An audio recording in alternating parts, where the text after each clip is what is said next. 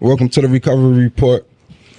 Brand new Lanice. I got a special guest with me tonight, Julia Jimenez. almost messed it up. Julia Jimenez, I'm sorry. What's going on? Hey, how are you? Thanks for having me. It's good to have you. I brought you on tonight because I wanted you to talk to these people about as far as the levels to addiction, and as far as me and you was just talking about before we started taping. We was having a conversation, and you was telling me about how hard it is for people to even get in rehab nowadays. And like I was saying, that's one of the things that deters people from going to rehab is the process. Like everything is a process, and sometimes, you know, people trying to get into rehab, they don't have all the resources that other people have, ID and all that, and that make them people wait or they turn them away. You know what I'm saying? And I know me personally, when I was going through that whole phase, you know what I'm saying, in and out of rehab and all that, like I would have to go through MVP. Like it's almost like you have to go through certain people just to get help. You know what I'm saying? And I mean, they get a lot of grants and they get a lot of funding, but then they turn around and they do nut shit with the money, and they don't even do what they're supposed to do with it. You know what I'm saying?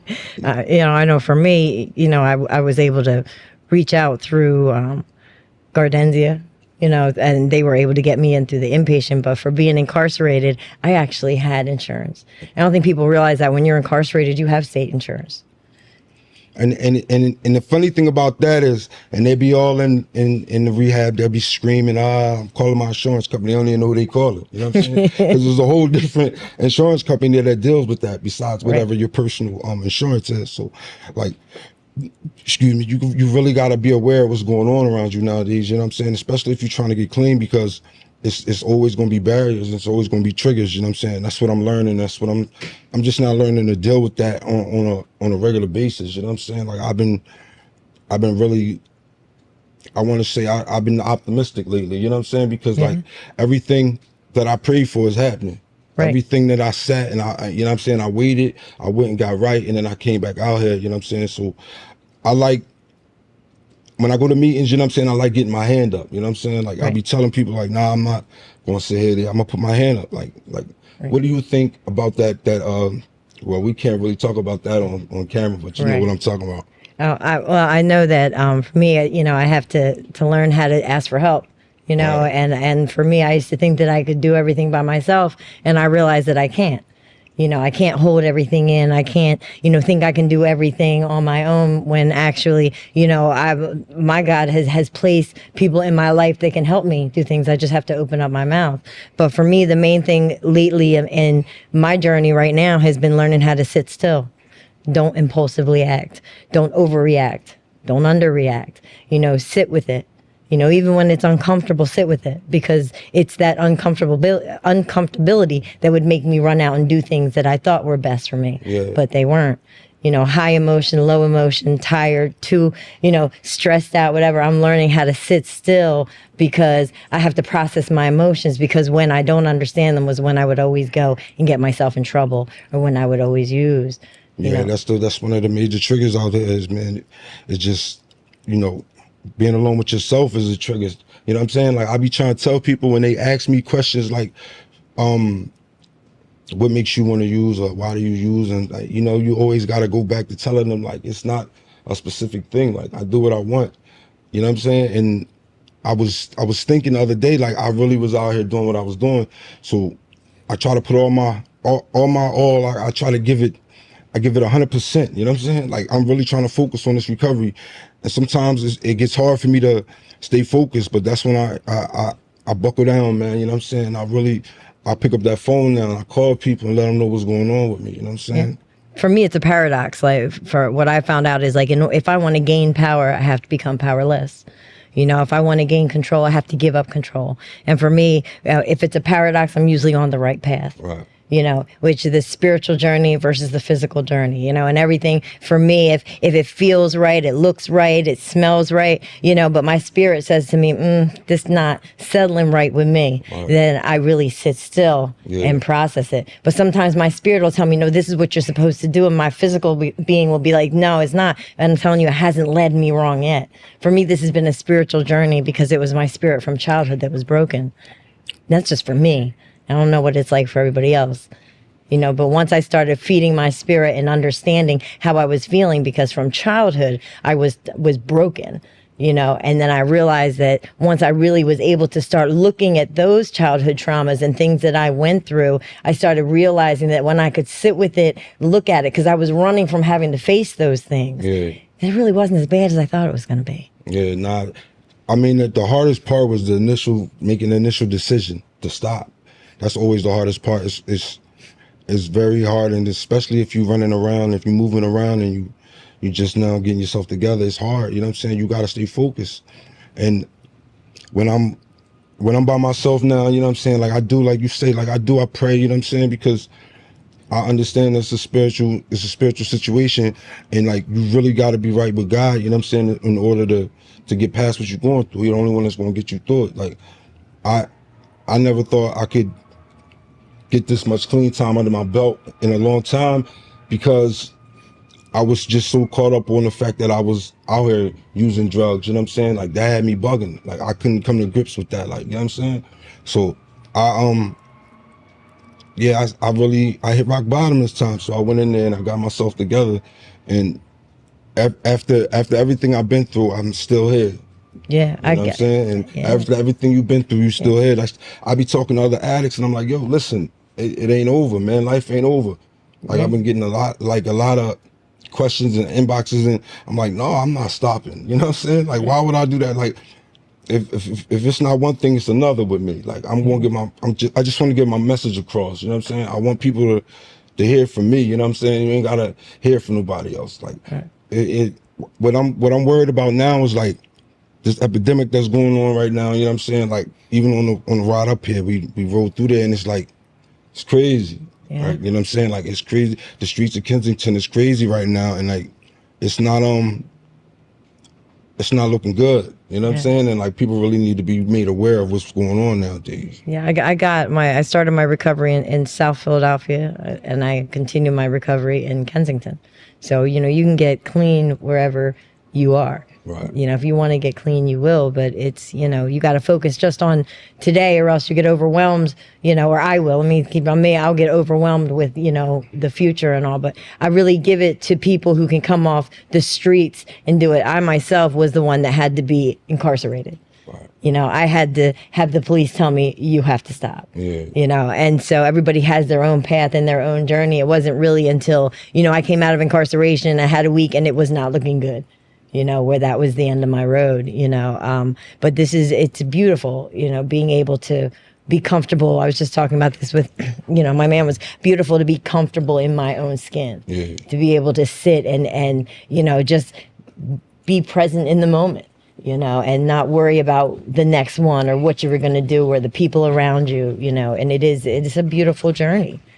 Things are simple and they're wonderful. Yeah.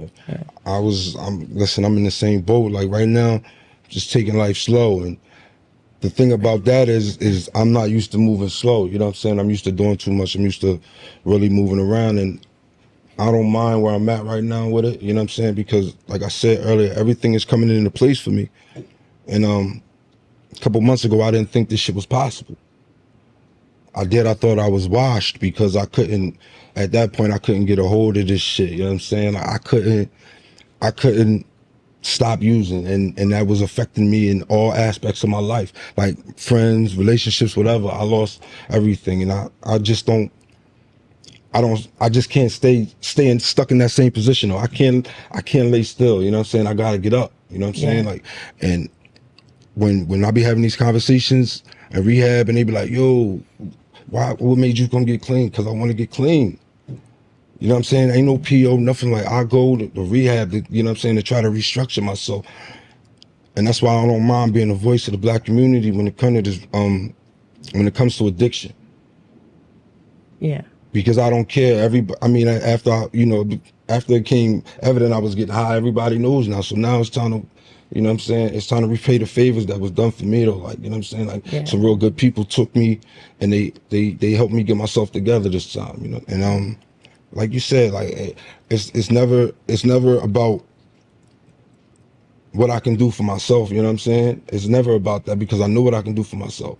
Yeah. I was always thinking about what can people do for me? You know what I'm saying? Like, what you gonna do? Like, why would you come around me if you not, you know what I'm saying? If you gonna sit up here and keep doing the same things that you doing, like, I can't be around that. Right. So it's like I bounce back and forth with the situation all the time because, you know, you lose friends, you lose family, and then they want you to kiss their ass and to make amends and all that. And like, I'm like, nah, I can't do that. Like, I'm sorry, I love you. Yeah, I think the most beautiful part about it is that my word is unapologetically. Facts. Unapologetic. I unapologetically will set boundaries now. I unapologetically will tell you that, you know what, if you choose not to forgive me, that's okay because I'm going to recover regardless of your forgiveness or not. Right. And then that might sound cold to some people, but it really forgiveness is for you, you know, whether you forgive me or not. I think that I realized for me, the people pleasing, you know, I had stopped becoming a people pleaser when I started denying myself. So when I started having some discipline in denying myself instead of constantly buying myself stuff or trying to, you know, get instant gratification, I realized if I'm not instantly trying to gratify myself, why am I going to try to gratify you? You know, it's a beautiful journey, and it's still new. I'm still new, you know, in everything. But yeah, it's like a gift you have that you want to let everybody, you know, have too. But it's when you say going fast and moving slow, it's interesting because it seems like it's slow, but all of a sudden it goes so Start speeding up, fast. yeah. Yeah. You know, and next thing you know, it's like, it's really, for me, I've had to build a foundation because I know how to succeed, but I know how to fail. You know, and so this time, like, I want to build a solid foundation so that no matter when life shows up, I know how to handle it. Yeah.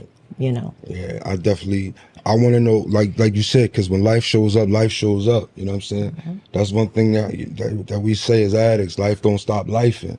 Mm-hmm. And I really appreciate the program. You know what I'm saying? Working the program. You know what I'm saying? I appreciate the fact that I can hold myself accountable now. You know what I'm saying? And it's like the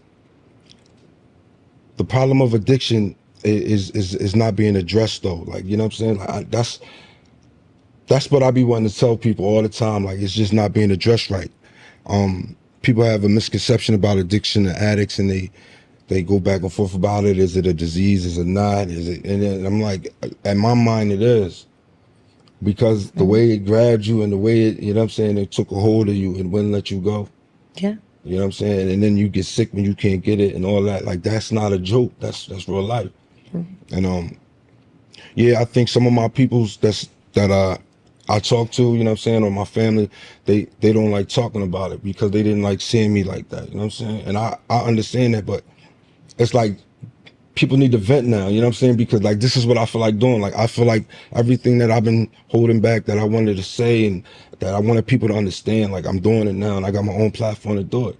Right. You know? And it's like, people, if they care about you anyway, and you in addiction, I mean, they genuinely want to know what's up with you, and that's all right. But there's some people out here who really don't care, and they really just, they acting like they with you, but they not with you. So that's a trigger too. So I cut my circle small, you know what I'm saying? For those who didn't cut me off, you know what I'm saying? Acting crazy with people. Yeah, but I like the way my life is going right now, you know what I'm saying? It ain't a bunch of bullshit, you know what I'm saying? Change my phone number, all that. Like, it just, it feel good to finally be at peace with myself, you know what I'm saying? Just ain't a politically correct show. So like, I say what the fuck I want over here. You know what I'm saying? We still getting streamed, so it don't matter. Your elevation is not everybody's celebration. Yeah, I know. And it seemed like every time I would elevate, I would lose more and more people. And sometimes I would think I would lose somebody, and then I would just have to sit there and I would just have to pray, God, give me the strength. Give me the strength, because he's going to keep around. It was once I started realizing that I was grabbing the wrong people and causing my own demise. So it would be where I really, like, for me, it's a working relationship with God. Do I have a working relationship with God? Because I can say that I have faith. I can say that I give it, but do I really? Like, you know, it's at the time when you have all these bills and you got fired from a job for working too many hours, you know, when all you're really trying to do is help people recover, and you know you didn't do anything wrong. You know, when you sit there and you got bills you got to pay, do you really have faith, Laura? Do you? Yeah. You know, it's when you're tested upon, when you know that you're pushed up against the wall, and you know that you could go flip something and make some money, but you know you got to sit still because you don't want to face those consequences, because you could be facing 20 to 40. You know what I mean? So it's when you hit times like that, when you have to realize, does the recovery kick in, or does the survival mode kick in? Because I had just posted something about, you know, I look at the definition of what strong and tough were, you know, a survival tactic of being strong, like he's strong, he's tough. But for me right now, strong and tough is being composed at all times. Yeah. So if I'm physically too tired, I have to make sure that I take care of myself, because I won't be composed at all times. Right. And, you know, I don't feel like getting any aggravated assault charges. You know what I mean? I'm trying to live a better life today. That's not on my jacket, you know. But yeah, you know, do I have a working relationship with my guy? Which is, like I said, if I want to gain power, I have to become powerless. Yeah. You know? And a lot of people in recovery and addiction, I hear them say like they got a higher power, but they be like, "Oh, my higher power is my dog." And you know what I'm saying? They be saying some real outlandish shit, and I'm like, bro, God is the only higher power out here. You know what I'm saying? Like everything else is irrelevant. I don't care what you call him, but like God, like you said, it's a spiritual program. You're never going to do this on your own. Right. I mean, can't nobody else help us? Right. Like we really got to do it by ourselves, but we only got God. You know what I'm saying? He the only one there. Right. I think. For me, I've learned to just focus on me, because I will run myself ragged and spin myself crazy if I focus on what other people, you know, are thinking with theirs. As long as I have a foundation and an understanding of who my God is, my higher power is, that's all that really matters for me. You know, I see evidence of it in my life. I see what it's doing for me. And it's gotten, the less I care about what somebody else is thinking, the more time I have to care about myself. You know, like, you know, I have a very, very, very small circle. I'd say I don't have a complete circle, but we could all hold hands, you know. But will I go and I help people? I sure will. Will I show up? I sure will. But when it comes down to my core, you know, I do not. You know, do I reach out to the people I need to reach out to? Do I stay alone? No, I do not. Because me alone, my thoughts, I don't do it. But do I have a select group of people I can reach out to? Right. I do what I'm supposed to do. But like I said, everybody's not happy when I succeed. You thought everybody would be happy when I moved out of my transitional house. You know, I did inpatient, transitional house, recovery house, transitional, you know, finally moved out on my own. The process was a lot longer than I thought it was going to be. But you know what? Then I started to trust the process and process the trust. You know, and then my spirit said, all right, it's time. And my man and I moved in together. You know, we pushed that date back a couple times.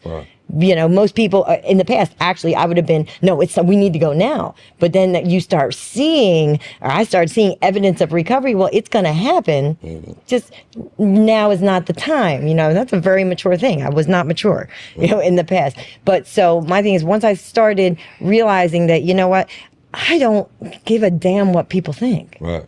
So if they want to call their higher power a dog, ruff to you. You know what I'm like? Let them. But is that who I really want to associate with?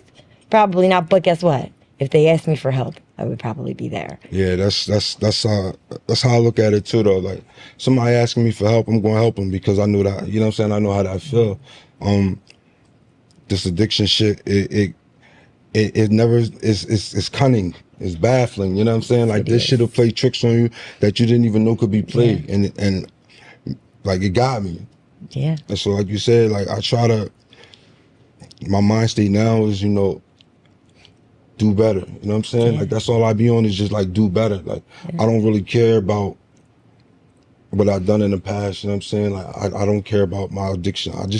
I care about growing and evolving as a person. You know what I'm saying? Like that's why I took it upon myself to start this podcast, because I think that people really, really, really need to know what's going on with this addiction shit. Like I'm going to cover all aspects of the game with it. Like you know, like I think you're talking about the difference between treatment, and recovery. Yeah, but I learned the hard way. My recovery, my recovery was learned the hard way too, because like I was in rehab every month last year.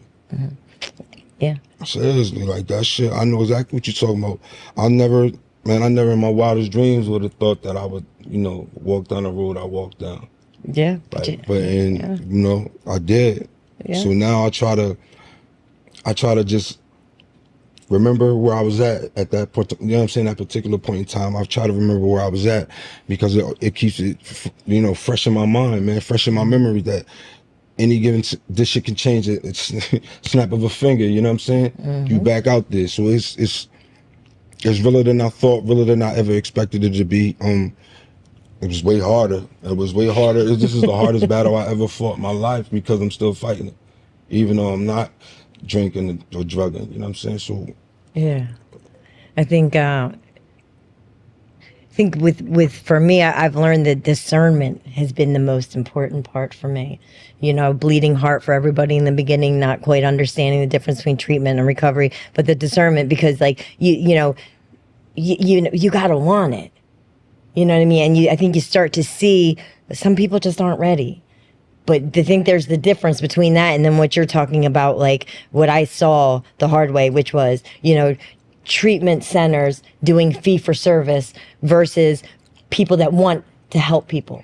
You know, for me, you know, through God, we were able to find, if somebody had relapsed, Uber picked them up and took them right to a rehab. Yeah. I got fired for that. Because it was taking money out of their pocket, you know, and taking them somewhere else. But there are, through research and finding different organizations, like the state of Texas where I work, it's all state grants, free clinics. The fire department comes out and gives Suboxones until they can get them into the clinic for a free virtual clinic. You know, Pennsylvania needs to catch up. And I'm not sure. I want to find out what the difference is, why Texas can do the grants, but Pennsylvania doesn't really do the grants. I believe it might be the Medicaid system. I'm not sure. I'm not educated in that yet. But there is, it's called the peer movement. You know, the certified peer specialist trainings. Yeah. They do that with certified recovery specialists too, the CRSs. I know, you know, they're big in the recovery house scene. Like they come and they take care of things that you need taken care of.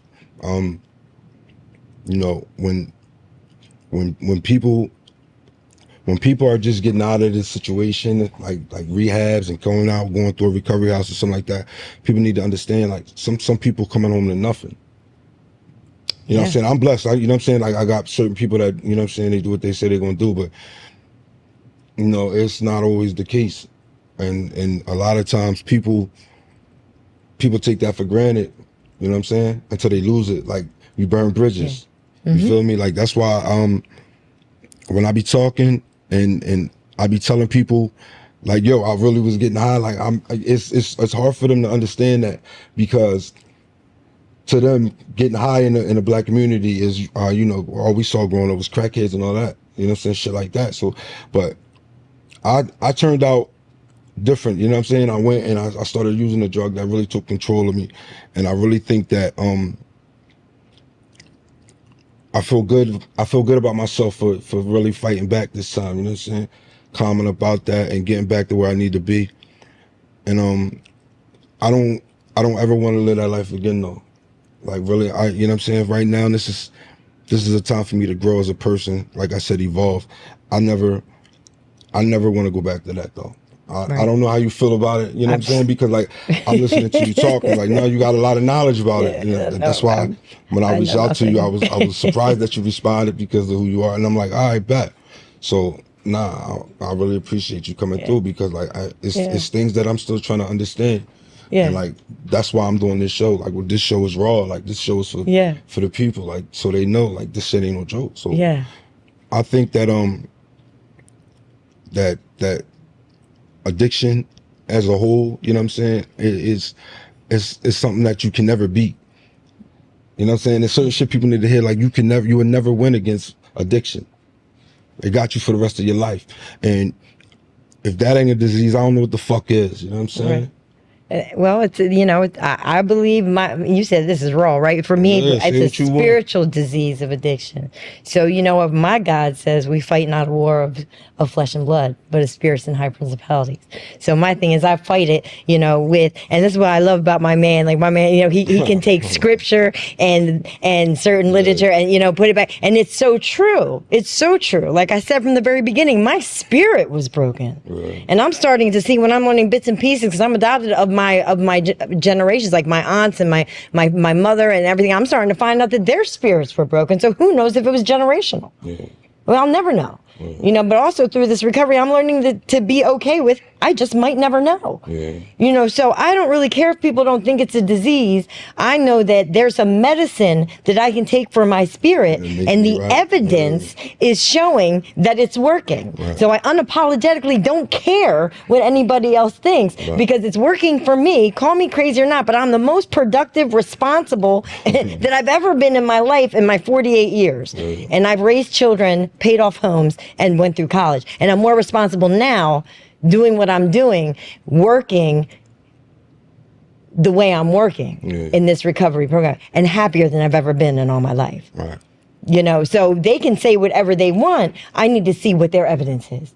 Do you suffer from it? Bring them receipts. Yeah, let me see. Receipts. Do you suffer from it? Because I can show you my degrees, and I can show you my rap sheet, and I can show you everything after that to show you evidence of what it's doing in my life. Right. But then I come to a point where, you know what? Okay, so if you don't feel that way about this spiritual disease of addiction, you cannot feel that way. But so if that's not the issue, tell me what is that. Tell me what's gripping these people. And I do believe that there's different things for people who have opioid addiction. That's a completely different addiction that attaches to every cell, you know, versus the cocaine, the meth, and the alcohol, you know. But I do believe in what you're saying. I agree 100%. The difference between recovery and treatment. You know, in treatment, we are looked at as dollar signs. And we start to uncover some of those things. But then what is there that can really, what practically can we do about it? We can start finding, because, you know, people don't really advertise. You don't see up on billboards, you know, these nonprofit organizations, but they're out there. So it's really connecting by word of mouth, people, you know, in different organizations. Like there's organizations that give out free clothing. I was getting Michael Kors brand new heels and stuff for job interviews. So it's just getting connected and plugged with the right people that can get you to those organizations. So it really is getting educated people with the desire and fire into the recovery world and plugging everybody in. That's really what I feel like my God wants us to do. It's one person helping the other to get it. It's out there. It's out there. Yeah, man, listen. It's out there and I'm gonna go get it. Like, I'm staying here, like, you know what I'm saying? Like, I'm gonna stay in this recovery thing, and and like you said, I'm gonna enjoy my life. My life is cool, like, you know what I'm saying? Like, I haven't been this stress-free in a long time, and it's because of the fact that I let go, let God take care of what I couldn't handle. Everything else is just irrelevant to me. So, with these drugs and the life that I chose, I take the good with the bad, because you reap what you sow. You know what I'm saying? You reap what you sow. So, I did what I did. You know, I went and got better, and now all I can do is was right for me, though. You know, I'm real selfish with my recovery right now, because I gotta be, because ain't nobody else gonna do it for me. You know what I'm saying? Like, don't nobody really care about you like they say they do, you know what I'm saying? Enough to really address the fact that, look, I got an issue, you know what I'm saying? And this is just how it is. Like, nothing you say is going to wish it away. It's not going away. Motherfuckers will say some nut shit like, oh, why don't you just stop? And like, motherfucker, if it was that easy, everybody would be stopping. Right. You know what I'm saying? Like, so why the fuck is you even in my face or in my inbox or on my phone talking crazy? I'd block them. Yeah, you know what I'm saying? I wouldn't even talk to him anymore. And that's what it's like, yo, because I was the isolating king, you know what I'm saying? Like, I just isolate and I shut everybody out, and even my support system, though. Yeah. That's another thing I wanted to talk to you about, is support systems, because we spoke, you know, we talked about it a little bit earlier, you know what I'm saying? You need a strong support system. Mm-hmm. You know what I'm saying? What's your thoughts on that, though? Like, what do you think about that support system, like, as far as being an anchor in your sobriety? For me, like I said, you know, my motto that goes in my head right now is be still, stay in position, God's working. You know, I allowed and still allow God to bring in, to the best of my ability, because I do sometimes try to take control back, God to bring the people into my life and to also remove the people, you know, from my life, as painful as that can be. But I'm very cautious. I'm very protective of my recovery. I try my best not to be selfish. You know what I mean? But I'm very protective of my recovery. I'm protective of my space. I'm protective of my time. And I have a right to be, because I'm worthy today. You know, I have value today. I have, you know, I know that my time is valuable, and I have to be very careful because I will deplete myself spiritually. I told you, very spiritual. Yeah, no, I hear you. Yeah, I will deplete myself You love God. spiritually. Yeah, I will deplete myself spiritually. I know. You know, because when you help and people, you know, you're giving of yourself. I was sharing with somebody, and then they said to me, they were like, "Well, make sure you refeed your spirit." Yeah. I never thought about that. You know, and that's what I had to do. I had to be very careful. But, you know, my support system is not huge. Do I have people I can reach out and connect to? Yes.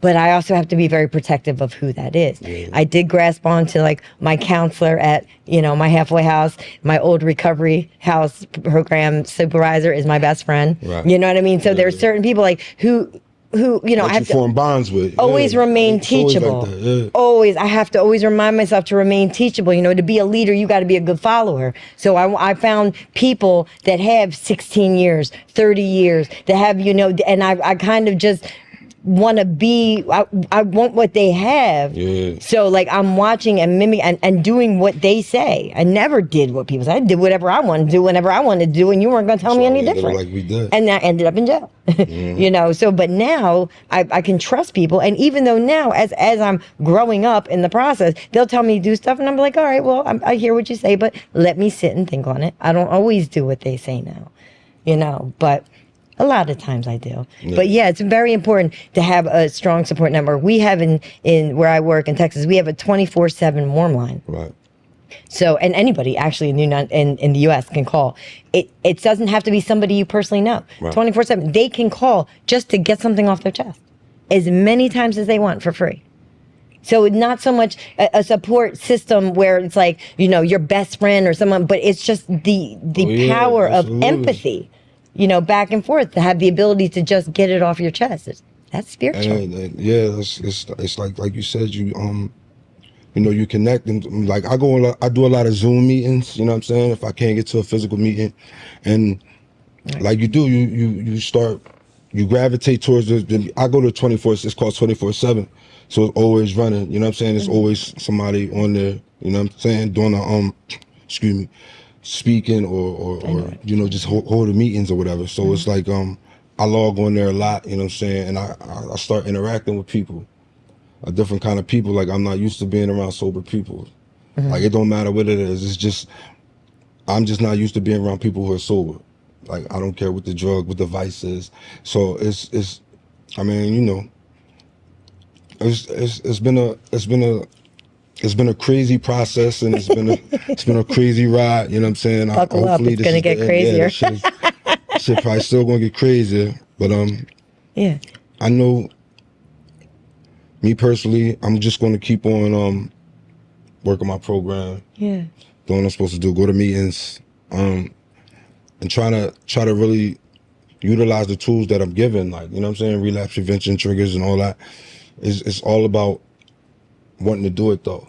You know what I'm saying? Desire. It's all about, I don't care who you are, you're never too cool to get clean, man. You know what I'm saying? Yeah. Like, fuck what everybody talk about, just fuck what people gotta say about you. As long as you get yourself back together, what they saying is irrelevant. Like that shit don't, you know what I'm saying? So I try to tell other addicts that I might see like maybe a little, you know, timid, and they, you know what I'm saying, they not sure about their recovery. I'm like, bro, it ain't nothing wrong with, you know what I'm saying, being in recovery. Like, it ain't nothing wrong with it. I don't care.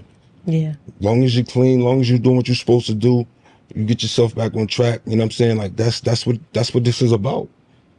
It's about trying to return you to some type of normalcy that you had before the drugs. You know what I'm saying? So I'm really glad, man. I'm just glad that I made that conscientious decision to do this.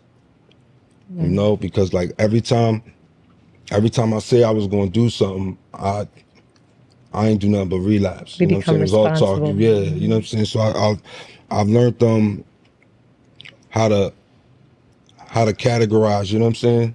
How to understand what's going on around me, how to know when I'm being tempted and not understanding it, you know what I'm saying? Like I ain't nothing wrong with picking up the phone and calling somebody. You know what I'm saying? Because you never know that could save your life. Yeah. Because truth be told, you don't know what you're getting. You know what I'm saying? So it's just not worth it to me no more. It wasn't worth it. When I was you know, at my sister's house, you know what I'm saying? Stuff everywhere, you know what I'm saying? My clothes is spread out all over different places, and I'm Yeah. out here wilding now, you know I what I'm remember. saying? Clothes and shit Remember those everywhere, boots days. everywhere, Yeah. like, you know what I'm saying? And I'm like, damn, it's really, it got like that. So I never want to allow that to happen to myself again. But I really just want to thank you for coming on tonight. Yeah. Thank you. You bring a lot to the table, and you saved my ass, you know what I'm saying? Proud of you. Thank you. Yeah. Nah, yeah, I really do appreciate you, Laura. Yeah. Hopefully I'll have you back on the show again, you know what I'm saying? Sure. Yeah. You Proud of definitely you, enlightened Ace. us. Yeah, that's it. I thank y'all for tuning into the Recovery Report. We see y'all next week.